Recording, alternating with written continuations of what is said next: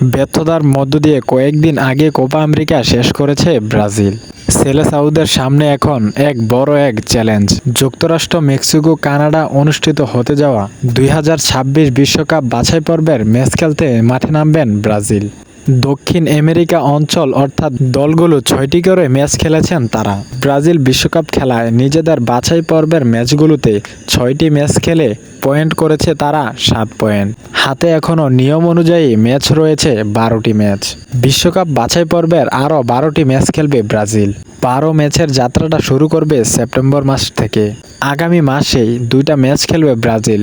সেই 2টা ম্যাচই হচ্ছে 2026 বিশ্বকাপের বাছাই পর্বের লড়াই। ব্রাজিল মাঠে নামবেন ইকুয়েডর এবং প্যারাগুয়ের বিপক্ষে। এই 2টি ম্যাচ সামনে রেখেই আগামী শুক্রবারেই দল গঠন করবেন ব্রাজিল। এমনটাই জানিয়েছেন দলটির কোচ ডরিবল জুনিয়র। সিএফবিদের পক্ষ থেকে এক সাংবাদিকের প্রশ্নে ডরিবল জুনিয়র জানিয়েছে আগামী শুক্রবার তারা টিম ঘোষণা করবে। স্কোয়াড ঘোষণার আগে দলটাতে এসেছে স্বস্তির ঘটনা, কেননা নেইমার জুনিয়র ইনজুরি কাটিয়ে ফিট হওয়ার পথেই।